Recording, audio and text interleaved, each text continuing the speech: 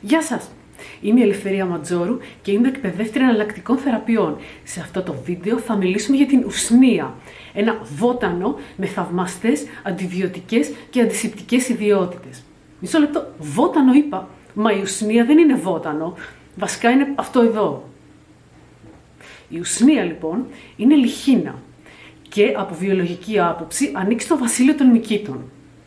Στο τέλος του βίντεο θα σας δώσω και μια συνταγή για το βάμα της ουσνίας, το οποίο γίνεται με έναν ιδιαίτερο τρόπο.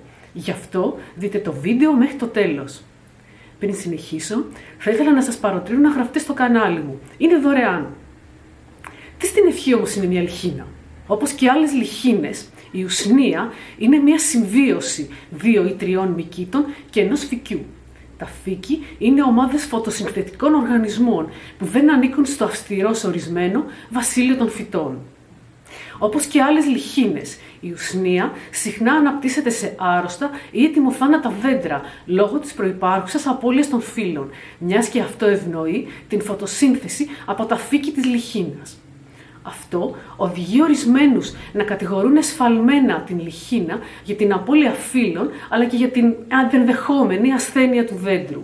Στην πραγματικότητα, η ουσνία και καμία λιχίνα δεν ευθύνεται ποτέ για την ασθένεια ενός δέντρου, μιας και οι λιχίνες δεν είναι παρασιτικοί οργανισμοί. Η ουσνία είναι μια λιχίνα πάρα πολύ ευαίσθητη στην ατμοσφαιρική ρύπανση, ειδικά στο διοξίδιο του θείου. Κάτω από κακές συνθήκες ανάπτυξης, όπως π.χ. σε περιοχές με υψηλή ρύπανση, η ουσνία δεν μπορεί να αναπτυχθεί περισσότερο από κάποια λίγα χιλιοστά. Έτσι, η ουσνία ενίοτε χρησιμοποιείται σαν βιοδείκτης, επειδή τείνει να αναπτύσσεται μόνο σε περιοχές όπου ο αέρας είναι καθαρός και υψηλής ποιότητας. Πώς όμως χρησιμοποιείται φαρμακευτικά? Η ουσνία διαθέτει πολύ ισχυρές αντιβιωτικές και αντισηπτικές ιδιότητες. Ούτε λίγο, ούτε πολύ, είναι ένα από τα πιο ισχυρά αντιβιωτικά της φύσης. Αυτές οι ιδιότητες αποδίδονται στην ουσία ουσνικό οξύ. Το ουσνικό οξύ συντίθεται από τους μύκητες του συμβιωτικού οργανισμού. Μάλιστα, απομονώθηκε χημικά για πρώτη φορά το 1844. Αυτή η ουσία, το ουσνικό οξύ δηλαδή, έχει πάρα πολύ ισχυρή δράση, ειδικά στα γκραμ θετικά βακτήρια. Ένα τέτοιο βακτήριο είναι ο χρυσίζων σταφυλόκοκκος, καθώς και ο πνευμονιόκοκκος. Υπενθυμίζω ότι τα διάφορα στελέχη σταφυλόκοκκου προκαλούν πολλές ασθένειες, όπως δερματοπάθειες, μολύνσεις, τροφικές δηλητηριάσεις, ακόμα και πνευμονίες. Η ουσνία λοιπόν, και σε λίγο θα σας πω πώς συλλέγεται, μια διαδικασία που απαιτεί ιδιαίτερη προσοχή, μπορεί να χρησιμοποιηθεί τόσο εσωτερικά όσο και εξωτερικά. Μπορείτε να χρησιμοποιήσετε την ουσνία για λοιμώξεις του άνω αναπνευστικού συστήματος. Μπορείτε επίσης να τη χρησιμοποιήσετε για την ιγμωρίτιδα, την βροχίτιδα, τη γρίπη και το κοινό κρυολόγημα, καθώς και για λοιμώξεις του ουροποιητικού συστήματος. Παραδοσιακά, η ουσνία έχει και ένδειξη για την βακτηριακή πνευμονία, αλλά εγώ οφείλω να σας πω ότι η βακτηριακή πνευμονία πρέπει να αντιμετωπίσετε πάντα με συμβατικά αντιβιωτικά. Εκτός φυσικά αν κανείς έχει αναπτύξει ανοχή στα αντιβιωτικά, στην οποία περίπτωση κάποιος γιατρός ενδεχομένως να ήθελε να δοκιμάσει την ουσνία. Επιπλέον, η ουσνία προστίθεται και σε καλλυντικά, καθώς οι ενώσεις της που αποτρέπουν την ανάπτυξη βακτηρίων χρησιμεύουν σαν συντηρητικά. Η σκόνη της λιχίνας μπορεί να χρησιμοποιηθεί εξωτερικά σε πληγές. Πώς όμως παίρνουμε την ουσνία εσωτερικά? Εδώ έχουμε ένα θέμα. Επειδή η ουσνία είναι λιχίνα και όχι βότανο, το βάμα πρέπει να παρασκευαστεί με έναν ειδικό τρόπο.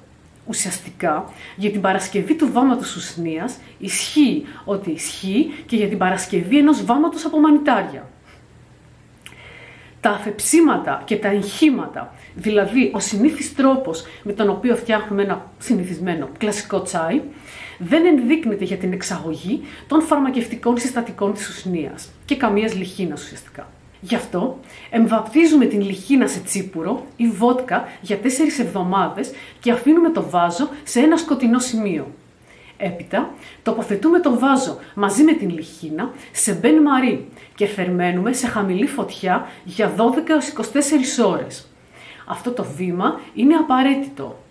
Έπειτα φιλτράρουμε και φυλάσσουμε, αφού έχουμε βάλει ετικέτα στο βάζο φύλαξης με την ημερομηνία και τα υλικά. Η δοσολογία είναι μία κουταλιά της σούπας βάμα σε χλιαρό ή ζεστό νερό 30 λεπτά πριν τα γεύματα έως και για 10 ημέρες. Έπειτα πρέπει να γίνεται διακοπή. Υπάρχουν και άλλοι τρόποι παρασκευής του βάματος με πιο περίπλοκες τεχνικές διπλής εκχύλησης, τις οποίες θα με επιτρέψετε να μοιραστώ σε ένα άλλο βίντεο. Ας δούμε τώρα πώς συλλέγουμε την ουσνία. Ποτέ δεν συλλέγουμε λιχίνες οι οποίες βρίσκονται επάνω στο δέντρο. Ουσιαστικά αυτό δεν το κάνουμε σε καμία λιχίνα. Συλλέγουμε την ουσνία μόνο εφόσον έχει πέσει στο έδαφος. Η όψη της ουσνία θυμίζει μακριά γένια και γι' αυτό οι δημώδεις ονομασίες της στην αγγλική γλώσσα είναι Old Man's Beard και Beer Lichen. Ο καλύτερος τρόπος για την αναγνώριση της ουσνίας είναι να τραβήξουμε απαλά τα νήματά της προκειμένου να διακρίνουμε τον ελαστικό λευκό πυρήνα που βρίσκεται στο κέντρο. Η ουσνία είναι η μόνη λιχίνα που διαθέτει έναν τέτοιο λευκό πυρήνα. Υπολογίζεται ότι το 7% της επιφάνειας της γης καλύπτεται από λιχίνες και έτσι ο ρόλος των λιχινών στην οικολογία του πλανήτη είναι πάρα πολύ σημαντικός. Οι λιχίνες μπορούν να είναι απίστευτα μακρόβιοι οργανισμοί και ουσιαστικά ορισμένες λιχίνες θερούνται από τα παλαιότερα έμβια όντα. Υπάρχει μια αρκτική λιχίνα που έχει ηλικία 8.500 έτη. Ουσιαστικά, μια λιχίνα μπορεί να θεωρηθεί ένα σχετικά αυτοτελές μικροσκοπικό οικοσύστημα. Αυτά από εμένα. Ευχαριστώ που είδατε το βίντεο και ελπίζω να σας φανεί χρήσιμο. Μπορείτε να γραφτείτε δωρεάν στο κανάλι μου και να μάθετε περισσότερα για τα μαθήματα αρωματοθεραπείας και βοτανοθεραπείας στην ιστοσελίδα jointheflow.net. Επίσης, μπορείτε να με ακολουθήσετε στο λογαριασμό μου στο Instagram Flow Athens, όπου ανεβάζω διάφορα ψαγμένα tips για τα βότανα. Να είστε πάντα καλά!